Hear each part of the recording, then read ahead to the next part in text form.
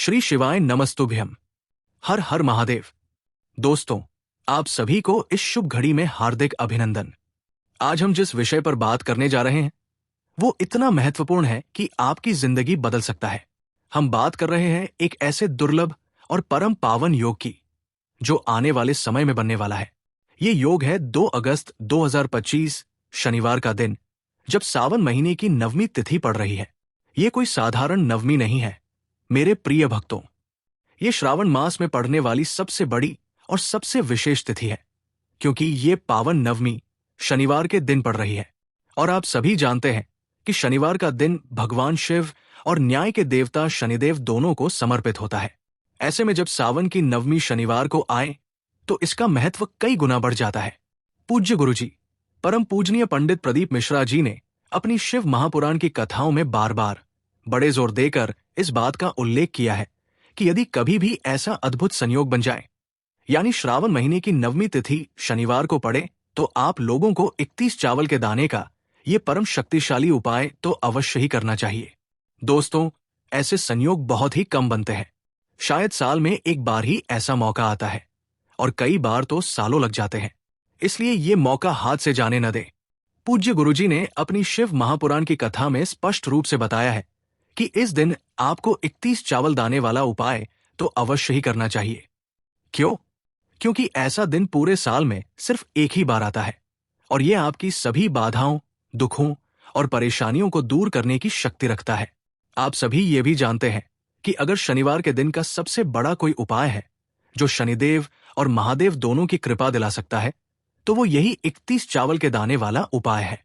ये एक ऐसा उपाय है जिसे करने से आपको न केवल शनि दोष से मुक्ति मिल सकती है, बल्कि भगवान शिव की असीम कृपा भी प्राप्त होती है।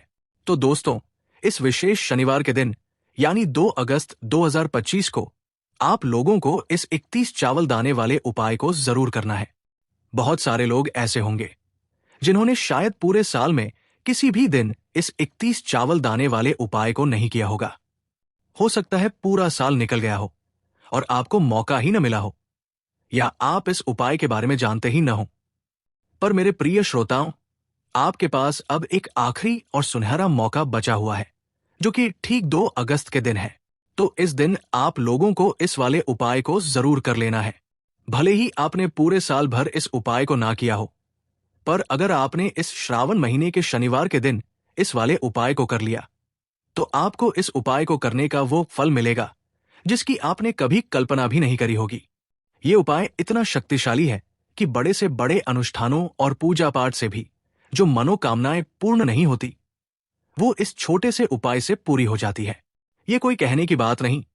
पूज्य गुरुजी के लाखों भक्तों ने इस उपाय को किया है और उन्हें इसका प्रत्यक्ष फल भी मिला है।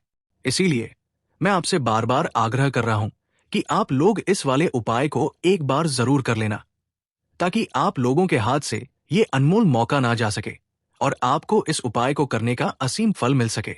दोस्तों, ये उपाय पंडित जी ने अपनी अभी की ही शिव महापुराण की कथा में बहुत ही विस्तार से बताया है, जिस उपाय को आज हम आपको इस वीडियो में बहुत ही अच्छे से और सरल शब्दों में समझाने वाले हैं।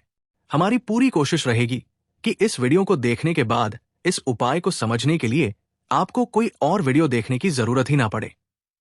हम हर एक छोटी से छोटी बात पर प्रकाश डालेंगे ताकि आपसे कोई गलती न हो और आपको पूरा लाभ मिल सके।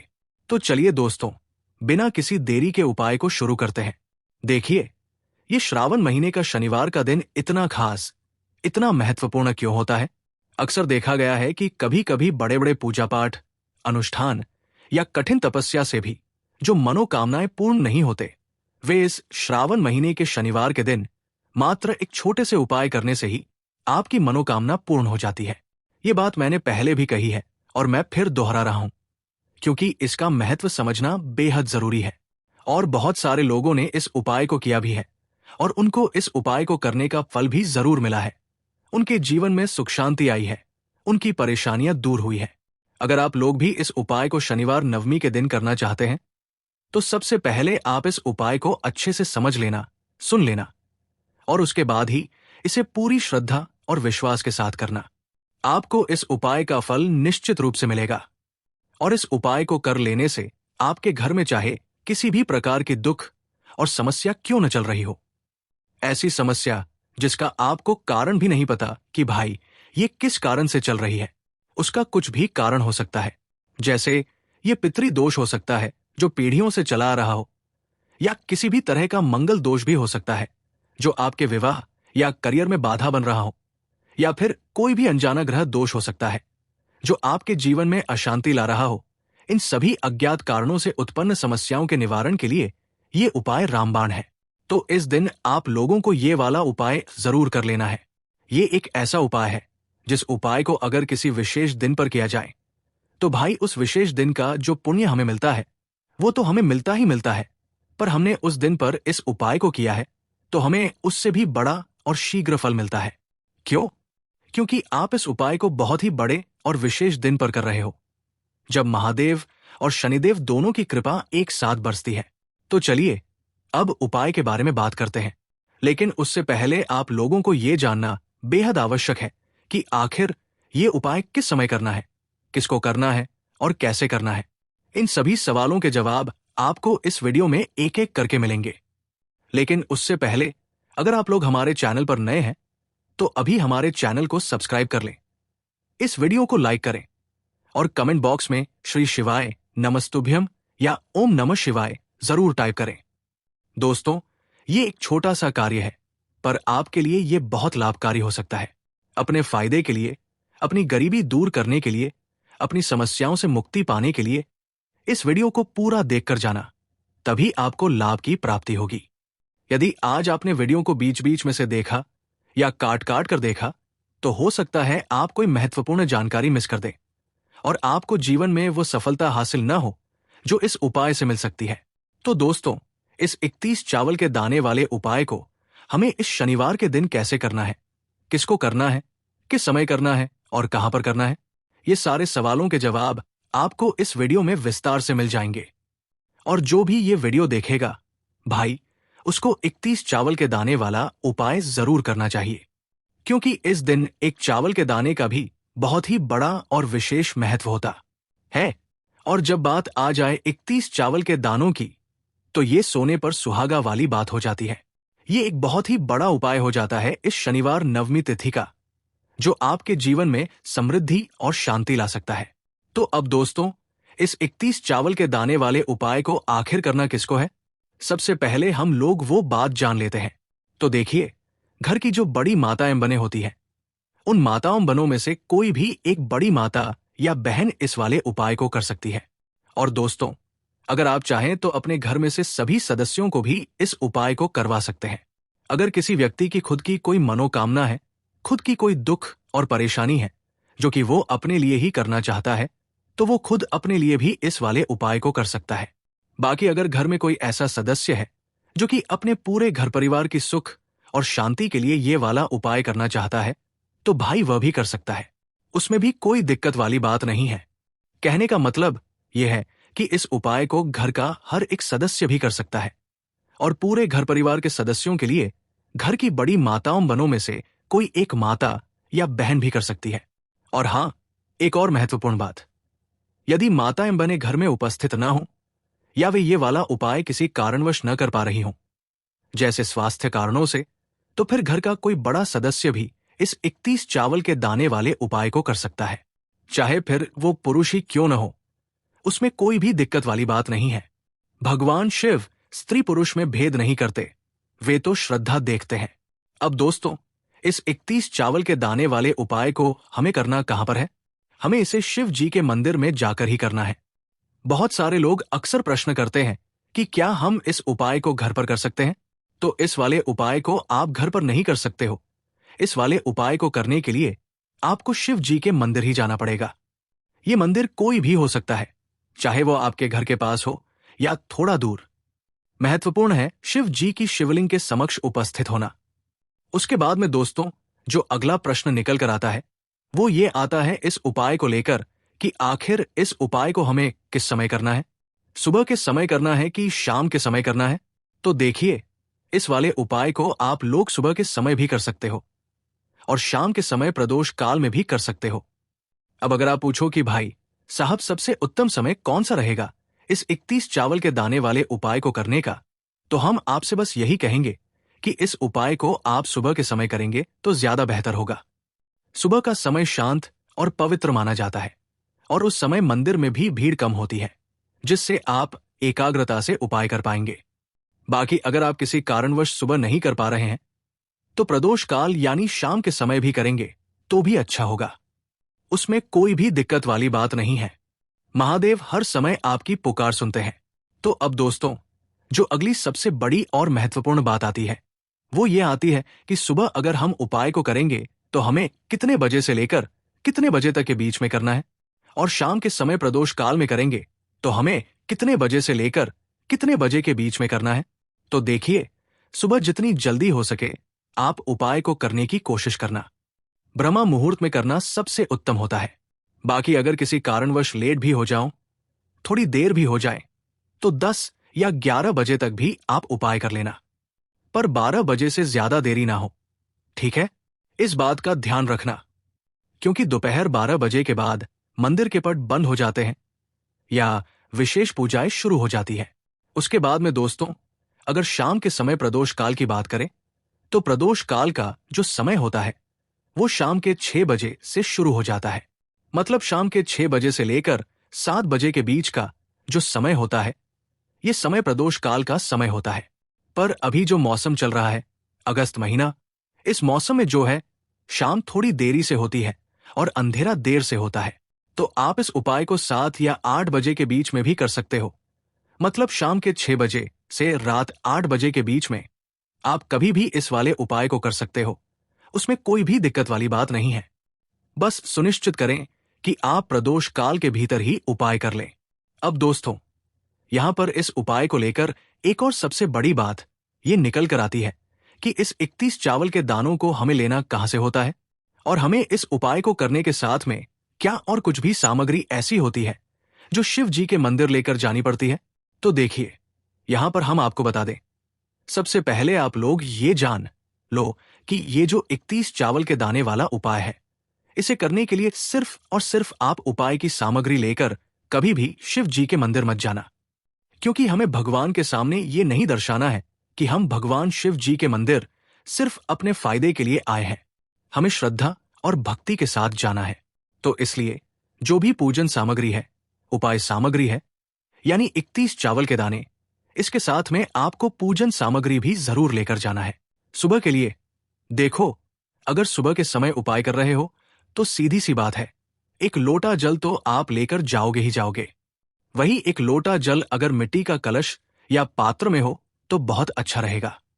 मिट्टी का जल कैसे बनाया जाता है, इसके लिए हमने पहले से बहुत सारी वीडियोस बनाई हैं, आप उन्हें देख सकते हैं। आपके पास इस दिन एक आखिरी मौका रहेगा मिट्टी का जल शिव जी पर चढ़ाने का और उपाय को करने का। आपको इस दिन बहुत बड़ा फल मिलेगा। तो इसीलिए इस दिन हो सके तो भाई मिट्टी का जल चढ़ाना, नहीं तो अपने साथ में कम से कम एक लोटा जल तो आपको लेकर जाना ही जाना है। अगर मिट्टी का जल नहीं है तो घर का शुद्ध जल भी आप इस्तेमाल कर सकते हो। इसके अलावा जो भी पूजन सामग्री है, देखो 31 चावल के दाने ये अलग आपके रहेंगे और जो आपकी पूजन सामग्री रहेगी वो अलग रहेगी। पूजन सामग्री में आप जो भी चीज लेकर जाना चाहें वो लेकर जा सकते हैं, जैसे कि एक बेलपत्र, कुछ फूल, चंदन, भस्म आदि। एक बेलपत्र भी लेकर जा सकते हैं, उसमें कोई भी दिक्कत वाली बात नहीं है। शाम के लिए वही अगर हम बात करें शाम के समय की, तो शाम के समय शिव जी पर जल नहीं चढ़ता है। इसीलिए शाम के समय आप लोग एक दीपक तैयार कर लें, जो कि गोलबत्ती का होगा, आटे का शुद्ध देसी गाय के घी का होगा, है ना? इस बात का आप लोगों को ध्यान रखना है। और इस दीपक को आपको घर से जलाकर नहीं लेकर जाना है, भगवान शिव जी के मंदिर में जाकर ही जलाना है। इस बात का भी आप लोगों को ध्यान रखना है। अब दोस्तों, यहां पर हमें इस बात को समझना है कि ये 31 चावल के दाने हमें लेना कहां से है। क्या हमें दुकान से लेकर आना है, या हमें अपने घर से लेना है, या कहां से लेकर आना है, और कौन से चावल लेना है? क्योंकि चावल भी बहुत प्रकार के होते हैं, बासमती, सेला, परमल आदि। तो देखिए, इन सभी सवालों के जवाब आप लोग एक बात में सुन लो कि भाई ये जो उपाय है, इस उपाय में आपको ये नहीं देखना है कि भाई कौन से चावल है, कौन से चावल नहीं है। बस जो भी चावल ले रहे हो वो चावल का दाना साबुत होना चाहिए, मतलब वो अखंडित होना चाहिए, टूटा हुआ नहीं होना चाहिए, कटा पिटा नहीं होना चाहिए। ये बात आपको विशेष रूप से ध्यान रखना है।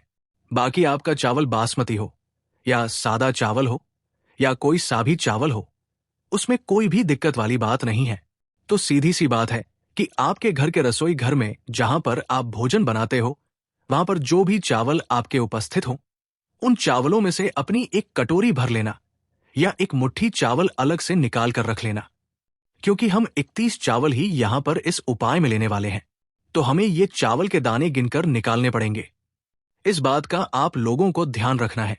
तो अपने उस चावल की कटोरी में से या चावल में से 31 ऐसे चावल के दाने आप लोग निकाल लो जो कि टूटे हुए ना हो, कटे पिटे ना हो, जिनमें कोई दाग ना लगा हुआ हो, है ना। अच्छे साबुत चावल के दाने 31 दाने आप लोग निकाल कर रख लो और इन्हें किसी भी एक कागज की पुड़िया में या किसी एक छोटी सी कटोरी में आप लोग रख लो, ताकि ये सुरक्षित रहें। आपका एक भी चावल का दाना इधर उधर ना हो और आपका उपाय भी पूरा अच्छे से हो जाए। तो भाई, जैसे ही आपकी उपाय की जो सामग्री है, ये 31 चावल के दाने, ये तैयार हो जाते हैं, उसके बाद में आपको जो भी अपनी पूजन सामग्री है, सुबह के समय कर रहे हो तो एक लोटा जल और एक बेलपत्र या जो भी पूजन सामग्री लेकर जाना चाहो, उसकी भी तैयारी कर लेना। और शाम के समय जा रहे हो तो भाई अपना जो दीपक है उसे तैयार कर लेना, ठीक है। और उपाय को करते समय शुद्धता का विशेष रूप से ध्यान रखना, ठीक है। सुबह सुबह स्नान करने के बाद ही उपाय को करने की आप लोग तैयारी करना। उसके बाद अगर शाम के समय की बात करें तो शाम के समय आपको स्नान करने की जरूरत नहीं है, पर शुद्धता का ध्यान रखना है। आप स्नान तो नहीं करेंगे, पर हाथ मुंह धोकर भी इस वाले उपाय को शाम के समय प्रदोष काल में कर सकते हैं। इसमें कोई दिक्कत वाली बात नहीं है। तो आप अपनी उपाय की पूरी सामग्री तैयार करके आपके पास ही में जो आपका शिव मंदिर हो, वहां पर पहुंच जाइए। मंदिर में प्रवेश, सबसे पहले शिव मंदिर में जाकर आप लोगों को तुरंत उपाय नहीं करना है। पहले भगवान के दर्शन करना है, भगवान से आशीर्वाद प्राप्त करना है, उनसे अनुमति लेनी है। पूजन, फिर शिव जी की शिवलिंग के पास में आना है। शिवलिंग के पास में आने के बाद आप जो पूजन सामग्री लेकर आए हुए हैं, जैसे कि सुबह गए हुए होंगे तो एक लोटा जल और जो भी पूजन सामग्री लेकर आए हैं, आप उनसे भगवान शिव जी की पूजन कीजिए। सबसे पहले तो एक लोटा जल ही चढ़ेगा, फिर आपको एक बेलपत्र श्री शिवाय नमस्तुभ्यम का जाप करते हुए शिवलिंग पर चढ़ा देना है। उसके बाद में आपकी अन्य पूजन सामग्री चढ़ेगी। दीपक प्रज्वलन, शाम उसके बाद में अगर दोस्तों शाम के समय अगर आप इस उपाय को कर रहे हो तो अपने साथ में कम से कम एक जो दीपक है गोल बाती का, जो आप अपने साथ में लेकर गए हो, उस दीपक को मंदिर में जाकर अपनी माचिस से जलाना है और उस दीपक को शिवलिंग के पास में रखना है, ठीक है। इस दीपक को रखने के बाद ही आप लोगों को अपना ये वाला उपाय शुरू करना है। और दीपक को ज्यादा पास में मत रखना, वैसे भी गर्मी पड़ रही है। भगवान शिव जी को आंच नहीं लगनी चाहिए, है ना। शिव जी को शांति और ठंडक प्रिय है। चावल अर्पण की विधि, तो भाई जैसे ही आपकी पूजा अर्चना हो जाती है, आप भगवान शिव जी को प्रसन्न कर लेते हैं। उसके बाद में शिवलिंग के पास ही में आप कहीं पर बैठ जाइए। सामने या आसपास जिस जगह पर आपको बैठना हो वहां पर बैठ जाइए और अपने वो 31 चावल के दाने अपने सामने निकाल कर रख लीजिए, क्योंकि अब यहां पर उपाय को करने की आपको तैयारी करना है। और इस तरीके से जब आप उपाय करेंगे, पूजन सामग्री करने के बाद, पूजन अर्चना करने के बाद, तो आपको उपाय का फल बहुत जल्दी और बहुत बड़ा होकर मिलेगा। तो अपने 31 चावल के दाने अपने सामने निकाल कर रख लेना। सीधे हाथ का प्रयोग, और ये जो उपाय है ये आपकी सीधे हाथ की हथेली से होगा, इसलिए इस बात का भी विशेष रूप से ध्यान रखना है। तो सीधे हाथ की हथेली का प्रयोग करके ही आप लोग अपना इस वाले उपाय को करना। अपने सामने जो भी आपकी कागज की पुड़िया है उसको खोल कर रख लो, या कटोरी है तो भाई उसे अपने सामने रख लो और अपने वो 31 चावल के दाने निकाल लो, ठीक है। एक एक करके अर्पण। उसके बाद में दोस्तों अब आपको क्या करना है कि शिवलिंग आपके सामने होगी, तो आपने वो 31 चावल के दाने एक एक करके जहां पर आपने बेलपत्र चढ़ाया है, आपको शिव जी के शिवलिंग के ऊपर चढ़ाना है। कहां पर चढ़ाना है? शिवलिंग के ऊपर चढ़ाना है, और कहीं पर भी नहीं चढ़ाना है। आपको अपने हथेली से तो शिवलिंग के ऊपर चढ़ाना है, भले ही फिर वो अपने आप जलाधारी पर गिर जाएं या वहीं पर गिर जाएं, उसमें कोई दिक्कत वाली बात नहीं है, पर आप चढ़ाओ शिवलिंग के ऊपर ही। तो आपको क्या करना है? अपना पहला चावल का दाना उठाना है, श्री शिवाय नमस्तुभ्यम बोलना है और शिवलिंग पर चढ़ा देना है। इसी तरीके से दूसरा चावल का दाना उठाना है, शिवलिंग पर चढ़ाना है और मंत्र बोल देना है। और फिर तीसरा चावल का दाना उठाना है, श्री शिवाय नमस्तुभ्यम बोलना है और चढ़ा देना है। इसी प्रकार से आपको पूरे 31 चावल के दाने एक एक करके शिव जी के शिवलिंग के ऊपर चढ़ाना है और हर एक चावल के दाने को चढ़ाते समय श्री शिवाय नमस्तुभ्यम जरूर बोलना है। उसके बाद ही ये चावल का दाना शिवलिंग के ऊपर आपको चढ़ाना है। मनोकामना और अंतिम चावल। जैसे ही आपके 31 चावल के दाने शिवलिंग के ऊपर चढ़ जाते हैं, तो भाई उसके बाद में आपको क्या करना है? भगवान से अपनी मनोकामना बोलना है। मनोकामना भी कब बोलना है? जब आपका 31वां चावल का दाना आपके सीधे हाथ की हथेली में हो और आप उसे चढ़ाने के लिए जा रहे हो, श्री शिवाय नमस्तुभ्यम बोलकर उस आखिरी चावल के दाने को शिवलिंग के ऊपर चढ़ा देना और भगवान से फिर अपनी वह मनोकामना बोल देना, जिस मनोकामना के लिए आप लोग अपना ये वाला उपाय कर रहे हो। जिस भी दुख और परेशानी के लिए आप लोग अपना ये वाला उपाय कर रहे हो। उपाय का समापन। उसके बाद में जैसे ही आप अपनी मनोकामना बोल देते हो, आपका ये वाला उपाय पूरा हो जाता है। पर दोस्तों, उपाय को करने के बाद आप लोगों को 2 मिनट भगवान शिव जी के मंत्र का जाप जरूर करना है और मंत्र का जाप करने के बाद भगवान से एक और बार प्रार्थना करना है, अपनी मनोकामना के लिए या अपनी जो भी दुख और परेशानी है उसके लिए। इसके बाद में आप लोग भगवान को देखकर, भगवान से प्रार्थना करके, उनसे आशीर्वाद लेकर वहां से उठ सकते हैं और अपने घर पर जा सकते हैं। बस दोस्तों, यहां पर यह वाला उपाय पूरा हो जाता है। इस तरीके से जो भी व्यक्ति छोटी छोटी चीजों का ध्यान रखते हुए इस 31 चावल के दाने वाले उपाय को करेगा, निश्चित सी बात है उसे उसकी मनोकामना जल्द ही पूर्ण होगी और जो भी दुख और परेशानी है वो भी बहुत ही जल्दी दूर होंगे। हर हर महादेव। ओम नमः शिवाय। दोस्तों, पूज्य गुरुजी ने अपनी कथाओं में एक और बहुत ही विशेष और शक्तिशाली उपाय का वर्णन किया है, जो आपकी मनोकामनाओं की पूर्ति में सहायक सिद्ध हो सकता है। इस उपाय को करने के लिए आपको बहुत ज्यादा सामग्री की आवश्यकता नहीं होगी, बल्कि कुछ ही चीजों से आप महादेव को प्रसन्न कर सकते हैं। देखिए, बस इतना छोटा सा उपाय करना है।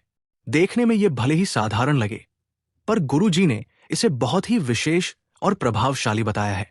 आप पाएंगे कि एक दिन आपके सब काम बनने लग जाएंगे।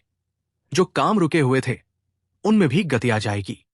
आपके जीवन में सकारात्मकता और खुशहाली का संचार होगा।